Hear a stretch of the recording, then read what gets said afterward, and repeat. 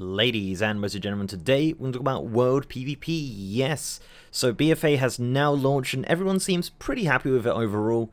Most players have reached 120 and started doing the standard dungeon and world quest rotations, but with BFA comes War Mode, which is a brand new mode specifically for World PvP, and what comes with that is a brand new achievement. This achievement is called the Conqueror of Azeroth, and in this video I'm going to give you a short guide on how to complete this achievement relatively easily. So according to the achievement tab in game, this achievement only rewards a title, and that title being your name and then the Conqueror of Azeroth, which makes sense considering the name of the achievement. But for most, that isn't really enough to get you excited and go out in the world and do some world PvP. Well guys, it turns out this achievement also gives a mount, and it's not just any recolor mount from way back when or another horse, it actually gives you this mount. Glorious! No, I won't give in till I'm victorious. And I will defend. So this mount is known as the Conquerors Southmore, and it is a rideable Crowlusk, which is a brand new creature from Battle for Azeroth. Although it is a recolor of some other mounts from BFA, personally I think it's the best coloration. Okay, so how on earth do I get this beautiful bug? As I said, it's an achievement called Conqueror of Azeroth. This is a meta achievement that has 9 requirements, but don't let that scare you, some are easier than others, so let's break this down.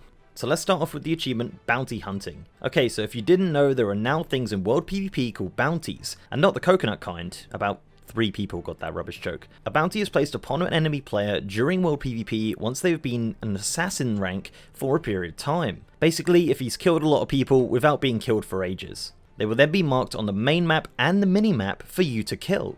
Now generally, these players are surrounded by friends, so be careful on this one. But if you're lucky and they're alone, then that's great. So once the player dies, they drop a little bag on the floor, but you gotta be quick here because that bag can only be looted by 5 players before it disappears. And for the achievement Bounty Hunting, you have to do this 10 times to get the achievement, so it's not too difficult.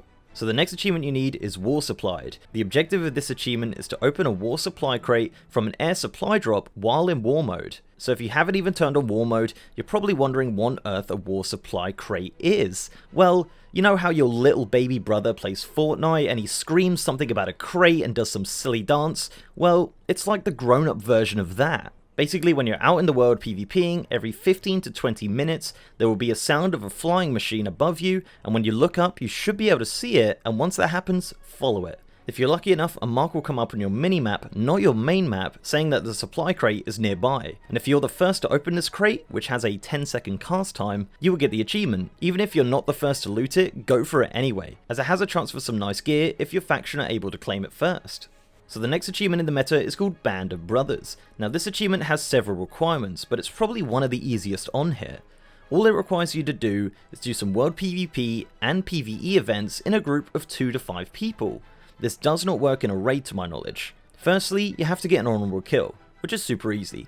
Then loot a player bounty, which we've discussed previously, then loot a war supply crate, which we've also discussed previously, but this one doesn't actually require you to be first, it just requires you to open it. And finally, complete a rare elite world quest, which again, is pretty damn easy. And that's that one done and dusted. Now on to the longer part of the achievement. Okay, so the main part of this achievement is 6 achievements called Tour of Duty, and then one of the 6 new zones from Battle for Azeroth.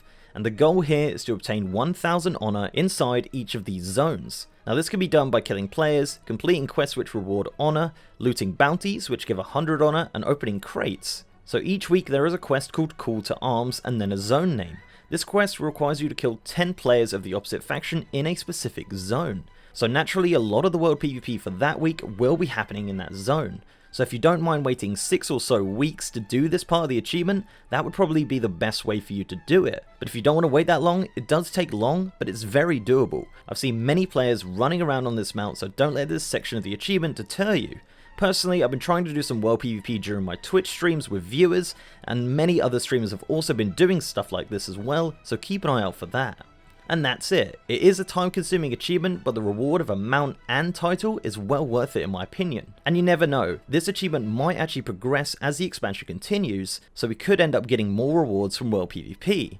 As I think the main complaint right now from PvPers is that once players have done this achievement, they don't feel any incentive to do any more World PvP. So let me know down below if this guide has helped you out and if you have any tips or tricks to get this one faster, especially those Tour of Duty achievements.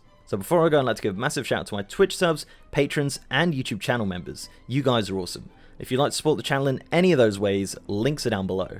So leave a like on this video, guys, if you liked it, and subscribe if you haven't. Also, I have a partnered Discord channel with over 3,000 members and a merch store over on Streamlabs, and I also stream on twitch.tv/MrGM. Links to all of those are in the description below this video. And with that, I'll see you next time.